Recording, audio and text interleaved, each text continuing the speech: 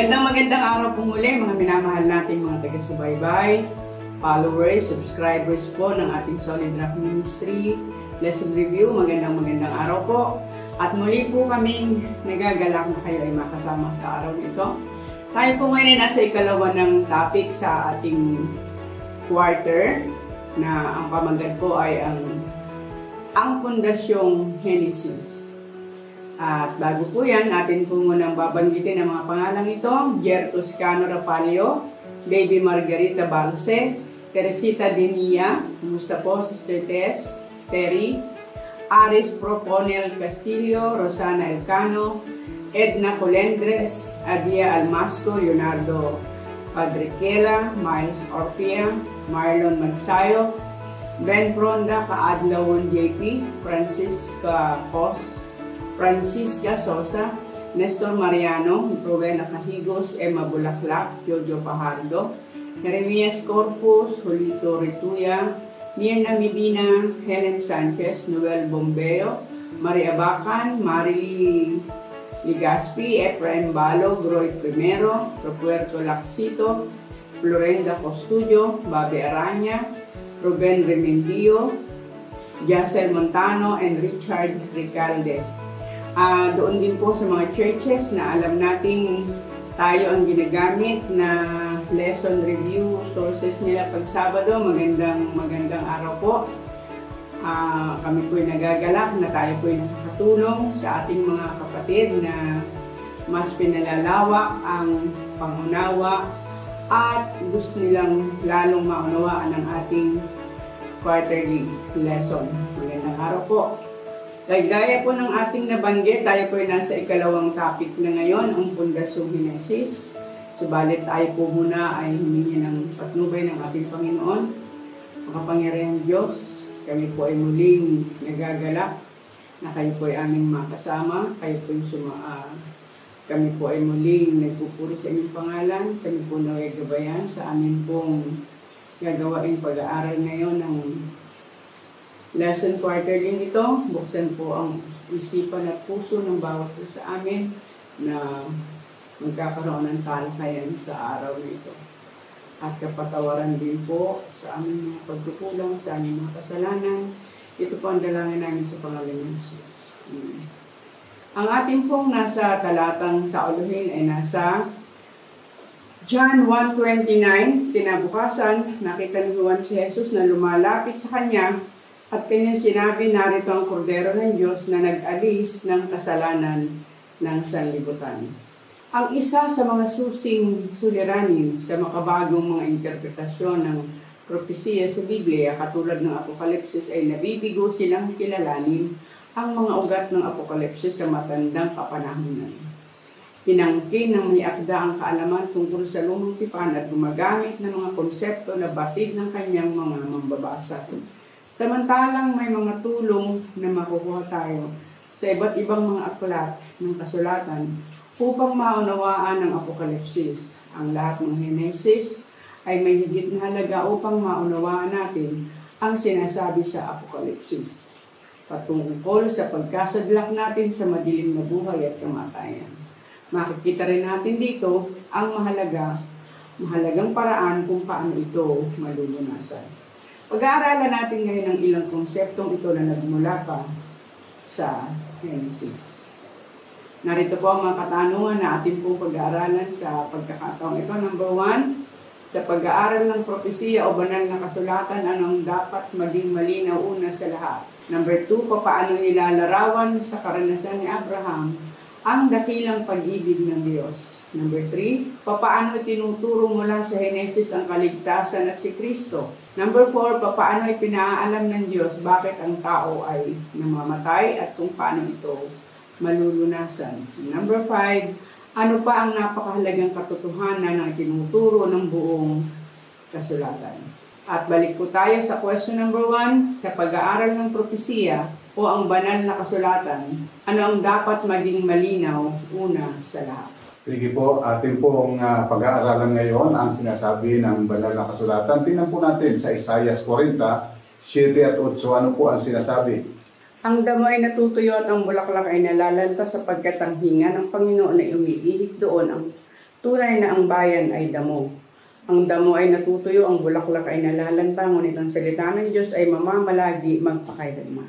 Ayan, sinasabi po rito na ang salita ng Diyos ay magpakailanman. Ang lahat ng bagay na pabago, ang lahat ng bagay na sisira, datapot ang salita ng Diyos ay mananatili at magpapatuloy at hindi kailanman mababago. Tingnan pa po natin ang sinasabi sa katangian ng Diyos sa Malakias 3:6. Sapagkat ako ang Panginoon ay hindi nababago, kaya't kayo o mga anak na lalaki ni Jacob ay hindi na mauubos. So, maliwanag po ang sinasabi ng banal na kasulatan ng ating pong Panginoon ay hindi nababago. Ibig sabihin, yung kanyang mga sinabi noon hanggang ngayon, yun pa rin ang katotohanan sapagkat ang katotohanan kailanman hindi maaaring magbago. Sa sanlibutan ito, maraming mga bagay na pabago-bago, subalit dahilan yun, hindi yun talagang katotohanan. Datapot ang katotohanan kailanman hindi ito nababago. So ito po ang dapat nating maunawaan. Kaya kapag minsan ay medyo para bagang naglalaban yung sa bagong tipan at saka yung sa lumang tipan, hindi po ito magkalaban. Kung hindi, sapagkat yung paghahayag ng Panginoon ay progressive. Ano po? Hindi niya biglaan. Kumbaga sa liwanag ay hindi biglang liwanag ng napakalakas ng liwanag. Katulad sa araw, hindi kaagad tanghali. Nag-uumpisa yan sa pagbubukang liwayway hanggang sa lumiwanag ng lumiwanag. Tingnan po natin sa Hebreo 13:8 ang sinasabi.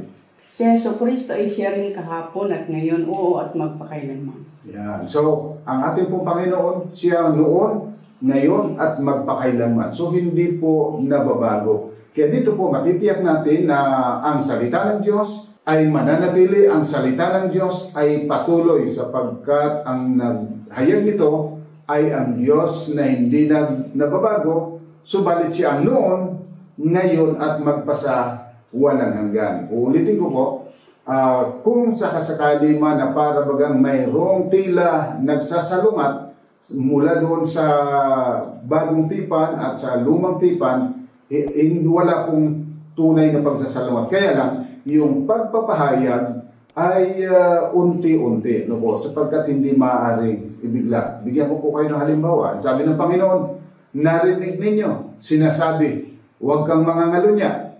Subalit ang sabi ng Panginoon, subalit nais kong sabihin sa inyo na tumingin ka lang na may masamang intensyon, nagkakasala ka na ng pangangalunya. So, ibig sabihin,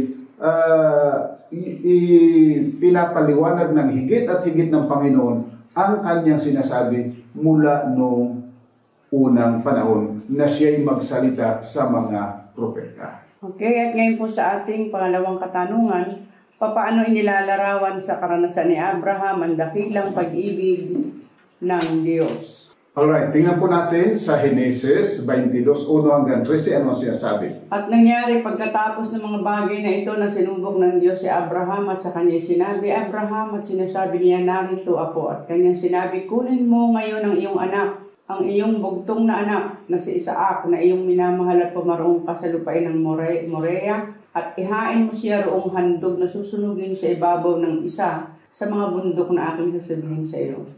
At si Abraham ay bumangong maaga at inihanda ang kanyang asno at ipinagsama ang dalawa niyang alila at si Isaac na kanyang anak at nagsibak ng kahoy para sa haing susunugin at bumangon at naparoon sa dakong sinabi sa kanya ng Diyos. Na ikatlong araw ay tiningin ni Abraham ang kanyang mga mata at natanaw niya ang dakong yaon sa malayo. At sinabi ni Abraham sa kanyang mga alila, maghintay kayo rito 10 ng asno, at ako at ang bata ay paroroon doon at kami isasamba at pagbabalikan namin kayo. At kinuha ni Abraham ang kahoy ng handog na susunugin at ipinasan kay Isaac na kanyang anak at dinala sa kanyang kamay ang apoy at ang sundang at sila'y kapwa yumaong magkasama. At nagsalita si Isaac kay Abraham na kanyang ama at sinabi, Ama ko. At kanyang sinabi, narito ako anak ko. At sinabi, narito ang apoy at ang kahoy. Ngunit saan naroon ang karderong pinakahandog na susunugin? At sinabi ni Abraham, Diyos ang maghahanda ng korderong pinakahandog na susunugin, anak ko. Ano pa't sila'y kapwa, yumaong magkasama. At sila'y dumating sa dahong sa kanya, sinabi ng Diyos at nagtayo si Abraham doon ng isang dambana at inayos ang kahoy at inalian si Isaac na kanyang anak. at inilagay sa ibabaw ng dambana, sa ibabaw ng kahoy. At iniunat ni Abraham ang kanyang kamay at hinawakan ng sundang upang patayin ang kanyang anak. At tinawag siya ng anghel ng Panginoon mula sa langit at sinabi, Abraham, Abraham, at kanyang sinabi, narito ako. At sa kanya sinabi, huwag mong buhatin ang iyong kamay sa bata o gawan man siya ng anuman, sapagkat talastas ko ngayon na ikaw ay natatakot sa Diyos na parang hindi mo itinanggi sa akin ang iyong anak at ang iyong bugtong na anak. At itiningin ni Abraham ang kanyang mga mata at nagmalis at narito ang isang tupang lalaki sa dakong likuran niya na huli sa dawag ng kanyang mga sungay. At pamaraon si Abraham at kinuha ang tupa at siyang inihandog na susunugin na inihalili sa kanyang anak. So, dito po, kung tignan po natin, ito si Abraham ng utusan ng Panginoon, siya ay sumunod. At siya naniniwala na ang Diyos ay siya ang mag-provide ng ihahandog. Bagamat sinabi sa kanya na ihandog mo ang iyong bugtong na anak, sa puso ni Abraham at sa kanyang isipan, iniisip niya na ito ay hindi ipapahintulot ng Panginoon na yung kanyang anak ay ihandog. Subalit kung sakasakali man, siya ay naniniwala na si Isaac ay bubuhayin mag-uli ng ating Panginoong Diyos. So sila ay naparoon at napatuloy upang maglakbay. At nung dumating na sa lugar, matapos na magawa na niya ang altar at walang ibang nakikita siya na ipapalit, doon niya naramdaman kung gaano kabigat ang paraan para mabigyan ng katarungan sa harapan ng Diyos ang ating mga kasalanan. Datapwat nung kanya nang ihahain ang kanyang anak at iniangat na niya ang kanyang kamay upang patayin ang kanyang anak. Hindi ko alam kung ano ang kanyang nararamdaman. Subalit ang Panginoon sa kanyang pagkakita na talagang si Abraham ay handang sumunod, sinabi, huwag mo nang igalawin ang bata. At ipinakita ng Panginoon na mayroong kordero na siyang kapalit. So dito po ay inilalarawan kung gaano kalaking sakripisyo ang kinakailangan gawin ng Diyos upang matubos tayo na kanyang mga anak. Dito po ay pinakita lang at ipinadama kay Abraham kung ano ang nararamdaman ng Ama para lang tayo ay matubos. Subalit hindi niya ito ipinagkait, kanyang ipanagkaloob. Kaya titingnan natin sa 1:3-6 ano ang sinasabi. Sapagkat diyan na lamang ang pagsinta ng Diyos sa sanglibutan na ibinigay niya ang kanyang bugtong na anak upang ang sino mang sa kanya ay sumampalataya, huwag mapahama, kundi magkaroon ng buhay na walang hanggan. Ayan. So, napakaliwanag po. Dito ay ipinapakita na talagang kinakailangan na ibigay, kinakailangan mamatay ang ating Panginoon alang-alang sa ating katubusan. Kaya sinasabi ng Panginoon, sumampalataya tayo sa Kanya. Hindi kasi kagaya ng sinasabi ni Satanas na ang Diyos ay diktador, na ang Diyos ay pumipigil sa ating pagtatagumpay. Dito pinakita ng Diyos na ang pagtatagumpay, ang buhay at ang ating kaligtasan ay napakahalaga sa Kanyang harapan, na anupat naging handa siya na ipagkaloob ang Kanyang bugtong na anak, matubos lamang tayo. Okay, at ngayon naman po sa ating pangtatlong katanungan, papaano itinuturo mula Henesis ang kaligtasan at si Kristo? Ayan, tingnan po natin sa Henesis 22:7 at 8. At nagsalita si Isaac kay Abraham na kanyang ama at sinabi, Ama ko, at kanyang sinabi, narito ako, anak ko, at sinabi, narito ang apoy at ang kahoy, ngunit saan naroon ang korderong pinakahandog na susunugin? At sinabi ni Abraham, Diyos ang maghahanda ng korderong pinakahandog na susunugin, anak ko. Ano pa't sila'y kapwa, yumaong magkasama. Yan. So, sabi po rito, Diyos ang maghahanda ng kordero na handog. Napakaliwanag po. Diyos ang magbibigay, at ito ay siyang makikita natin pagdating sa Apokalipsis. Yan ay nababasa, yan ay nababanggit na muli. Subalit tingnan muna natin ang nasa Exodus 12:2-13. Ano ang sinasabi? Ang buwang ito'y magiging sa inyong pasimulang mga buwan. Siyang magiging unang buwan ng taon sa inyo. Salitain ninyo sa buong kapisanan ng Israel na inyong sasabihin, Sa 10 araw ng buwang ito ay magsisigura sila ng ganang sa kanila bawat lalaki ng isang kordero ayon sa mga sambahayan ng kani-kanilang mga magulang, isang kordero sa bawat sambahayan. At kung ang sambahayan ay napakakaunti upang kumain ng isang kordero, ay siya nga at ang kanyang malapit na kapitbahay ay magsasalo-salo sa isa ayon sa bilang ng mga tao. Ayon sa bawat tao na kumakain, gagawin ninyo ang pagbilang sa kordero. Ang inyong korderong pipiliin ay yaong walang kapintasan, isang lalaki na ay 1 taon, inyong kukunin sa mga tupa o sa mga kambing.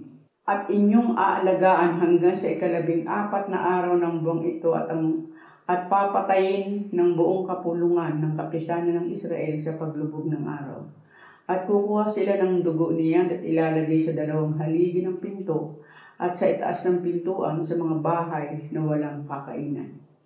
At kanilang kakanin ang laman sa gabing yaon na inihaw sa apoy at tinapay na walang libadura.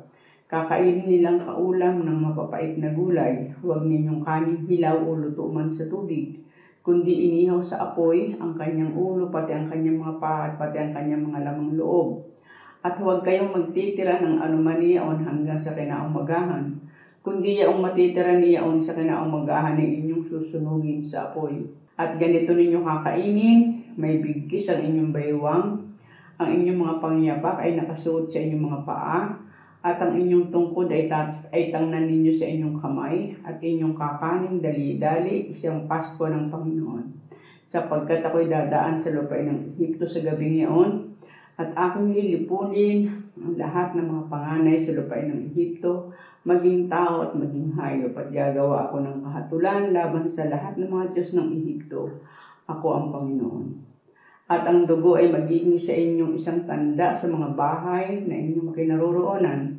At pagka aking nakita ang dugo ay lalampasan ko kayo, at walang salot na sa inyo na papatay sa inyo. Pananakit ko sa lupain ng Ehipto. So, magmula po doon sa panahon ni Abraham at ni Isaac, sinabi na ang Panginoon ang mag-provide ng kordero. At dito sa karanasan ng mga Israelita ay araw-araw kanilang inaalala at taon-taon inaalala nila na sa pamagitan lamang ng kamatayan ng kordero, magkakaroon ng katubusan. Sa pamagitan lamang ng dugo ng kordero, magkakaroon sila ng kaligtasan. So ito po ay idilidiin magmula pa doon sa Henesis, sa Exodo, at patuloy sa panahon ng mga Israelita na ang Panginoon ay nagtuturo at nagdidiin na ang kaligtasan ng tao, ang katubusan ng tao ay sa pamagitan lamang ng kamatayan ng kordero. Bagamat hindi pa nila nauunawang mabuti at hindi pa nila alam yung tinatawag na kordero ng Diyos, ito ay maliwanag na inilalarawan sa kanila na tanging sa kamatayan lamang ng isang kordero na walang kapintasan, walang dungis, matutubos ang sinumang makasalanan. At pagdating po sa aklat ng Apokalipsis, ito ay naging maliwanag. Sa Apokalipsis 5:5 hanggang 10, ano po ang sinasabi? At sinabi sa akin ng isa sa matatanda, huwag kang umiyak, narito ang leon sa angkan ni Juda. Ang ugat ni David ay nagtagumpay upang magbukas ng aklat at ng 7 tatak nito. At nakita ko sa gitna ng luklukan at ng 4 na nilalang na buhay, at sa gitna ng matatanda ang isang kordero na nakatayo na wari ay pinatay na may 7 sungay at 7 mata, na siyang 7 espiritu ng Diyos na sinugo sa buong lupa. At siya'y lumapit at kinuhang aklat sa kanang kamay niyaong nakaupo sa luklukan. At pagkakuha niya ng aklat, ang 4 na nilalang na buhay at ang 24 na matatanda ay nangagpatira pa sa harapan ng kordero na ang bawat isa ay may alpa at mga mangkok na ginto na puno ng kamangyan na siyang mga panalangin ng mga banal. At sila'y nangag-awit ng isang bagong awit na nagsasabi, ikaw ang karapat-dapat na kumuha ng aklat at magbukas ng mga tatak nito sapagkat ikaw ay pinatay at binili mo sa Diyos ang iyong dugo, ang mga tao sa bawat angkan at wika at bayan at bansa. At sila'y iyong ginawang kaharian at mga saserdote sa aming Diyos, at sila'y nangaghahari sa ibabaw ng lupa. Ayan. So dito po ay medyo naging mas maliwanag na yung kordero ng Diyos na sinasabi, walang iba kung hindi ang ating Panginoon. Nasabi, karapat dapat ka na sambahin sapagkat tinubos mo sila sa pamagitan ng iyong dugo. So ito po ay ginagamit ni Juan itong mga kataganang patungkol sa kordero, sa dugo ng kordero, at alam niyang mauunawaan ito ng kanyang mga mamabasa sapagkat yung kanyang mga mamabasa nung panahon na yon ay alam na alam nila yung itinuturo sa lumang tipan mula sa aklat ng Henesis patungkol sa kordero na kinakailangang ihandog para sa Panginoon upang tayo naman ay kanyang kalugdan, upang tayo ay maging katanggap-tanggap sa kanya. At ngayon po naman sa ating ika-4 na tanong, paano ipinaalam ng Diyos bakit ang tao ay namamatay at kung paano ito malulunasan? Yan. Tingnan po natin sa Genesis 2:15 hanggang 17. At kinuha ng Panginoon Diyos ang lalaki at inilagay sa halamanan ng Eden upang kanyang alagaan at ingatan, at iniutos ng Panginoon Diyos na lalaki na sinabi, sa lahat ng punong kahoy sa halamanan ay makakakain ka na may kalayaan, datapot sa kahoy ng pagkakilala ng mabuti at masama ay huwag kang kakain, sapagkat sa araw na ikaw ay kumain ngayon ay walang pagsalang mamamatay ka. So, maliwanag po ang sinasabi ng banal na kasulatan. Nang likhain ng Diyos ang tao, nasa kanya yung kakayahan na huwag makaranas ng kamatayan.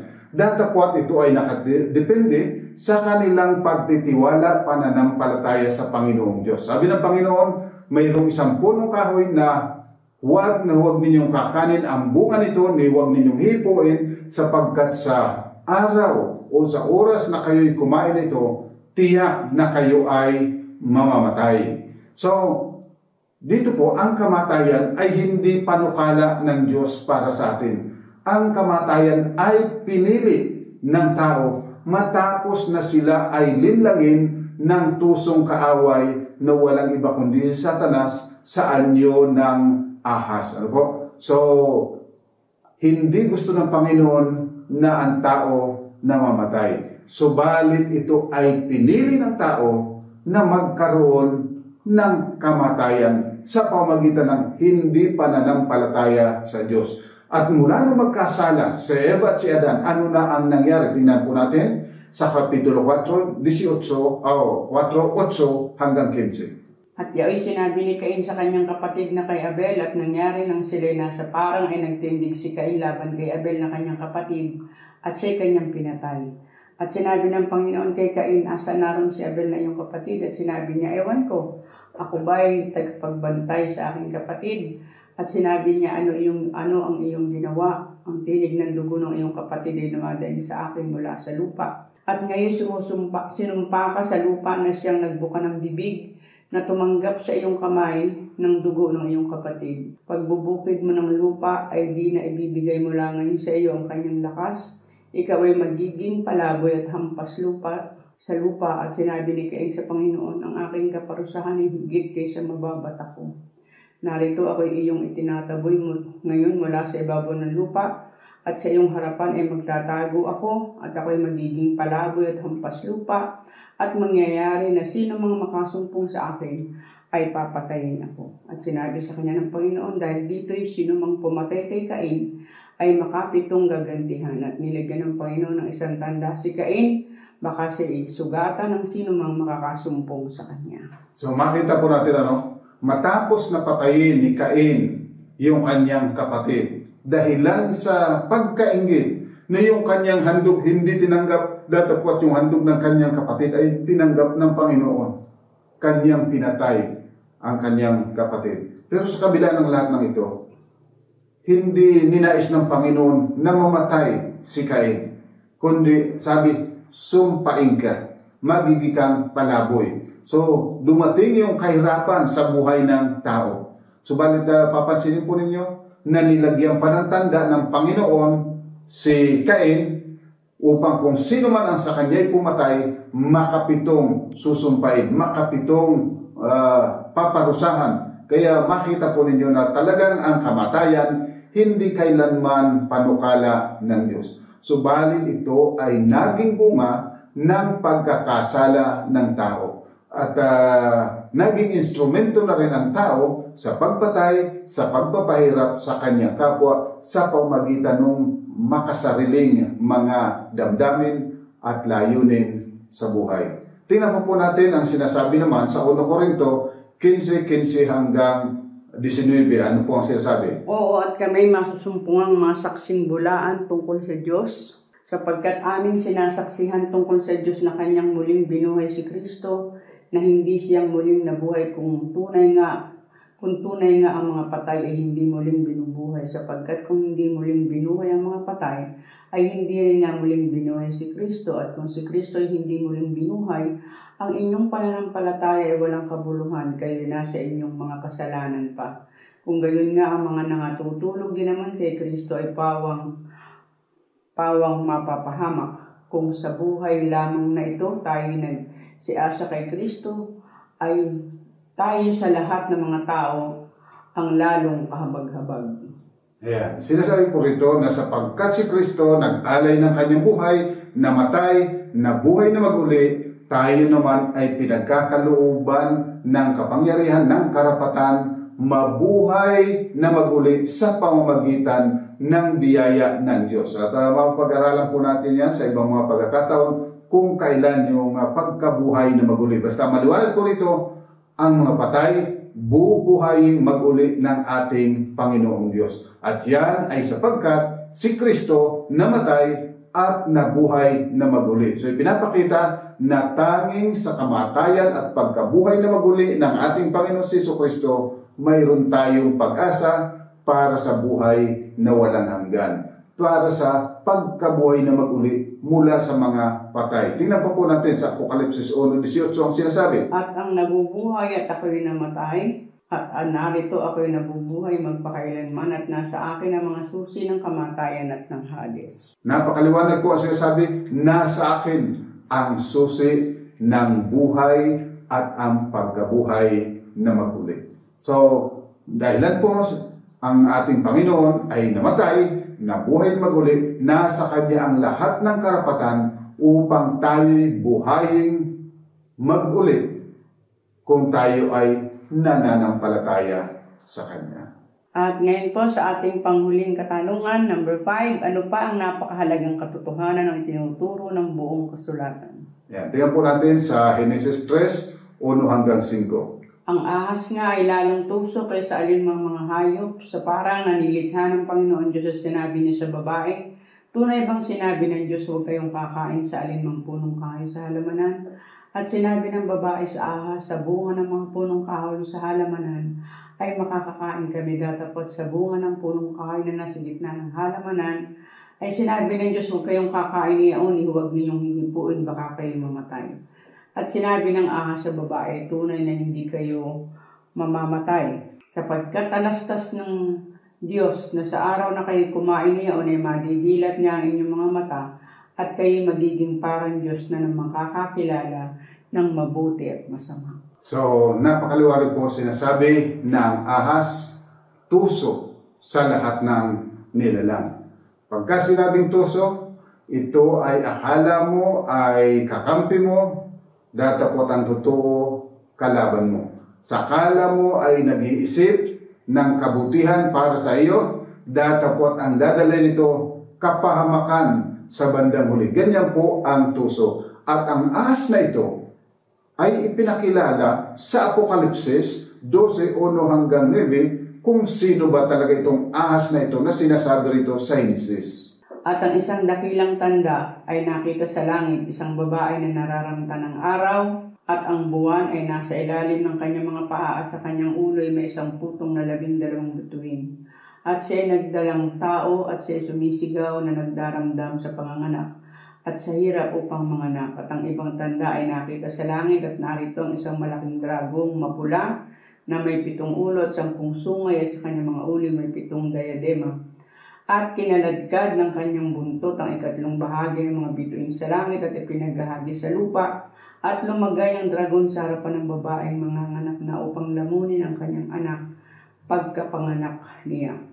At siya nanganak ng isang anak na lalaki na maghahari na may panghampas na bakal sa lahat ng mga bansa, at ang kanyang anak ay inagaw na dinala hanggang sa Diyos at hanggang sa kanyang luklukan.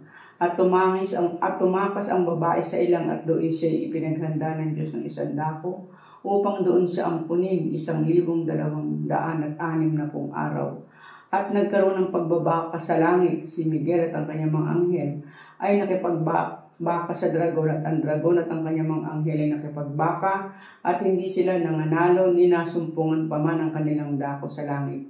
At inihagis ang malaking dragon, ang matandang ahas, ang tinatawag na Diablo at Satanas, ang dumadaya sa buong sanlibutan. Siya inihagis sa lupa, at ang kanyang mga anghel ay inihagis na kasama niya. So, dito po, ipinapakilala kung sino yung matandang ahas. Yung ahas na tumukso doon sa panahon ni Eva. Sino ba itong ahas na ito? Walang iba kundi ang Diablo at Satanas.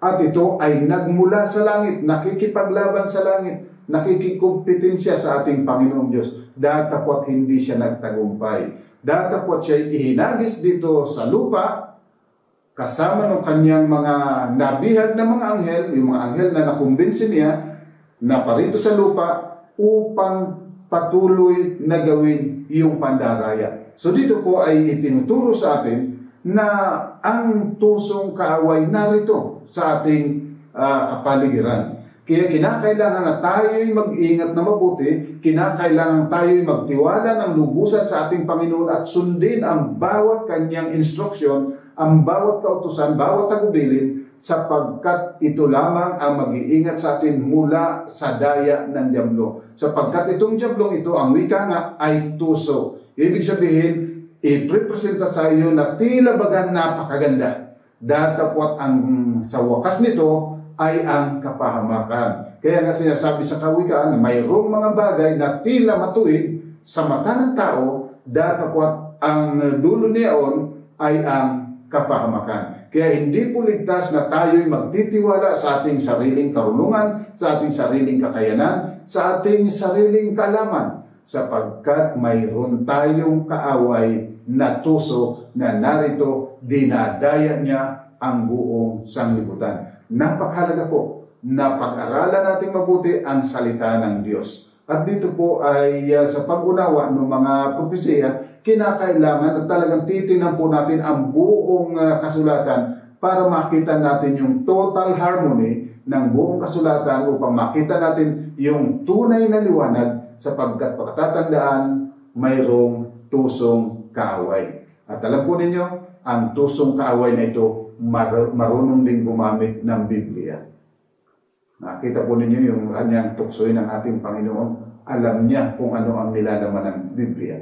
At maaari niya itong itwist ayon sa kanyang kagustuhan. Kaya mapakahalaga na tayo ay manindigan sa kung ano talaga ang sinasabi ng Panginoon at titingnan natin yung whole context ng Bible bago tayo magbibigay ng ating konklusyon. Sapagkat kung hindi, malamang tayo ay madaya ng tusong ahas na dragon, matandang ahas, na walang iba kundi ang Diablo at Satanas na kung tawagin sa banal na kasulatan.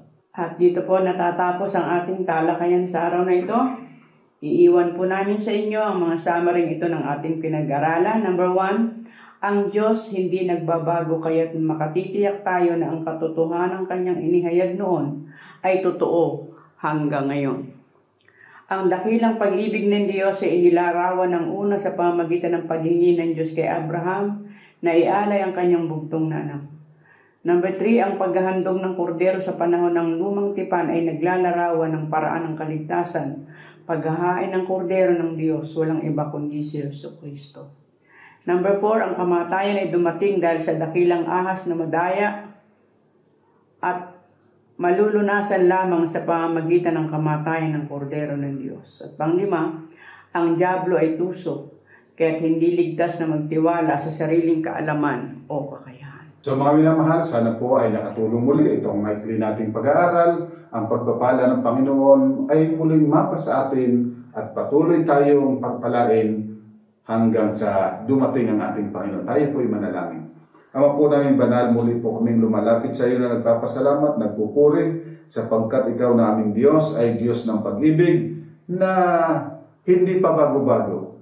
Ang iyong katwiran, ang iyong katotohanan, kailanman hindi nababago. At salamat po sapagkat ito'y iyong inihayag sa amin ng ayon sa aming kakayanan lamang. Hindi mo biglaang ipinahayag, kundi iyong inihayag sa pagdaan ng panahon upang aming makita at kami lumago sa pananampalataya at pagkakilala sa iyo. Amang banal, aming pong pakiusap, ang iyong po nawang patuloy na pagpapala, ang matamasa ng bawat isa sa amin, ang patuloy na paggabay ng Banal na Espiritu ang sumaaminawa at ang iyong kahabagan ay madama ng bawat isa sa amin sa ngalan po ng aming Panginoong Jesus. Amen. So mga minamahal, hanggang po muli sa susunod na linggo, tayo'y magsama-sama sa pag-aaral ng salita ng ating Panginoon. God bless po.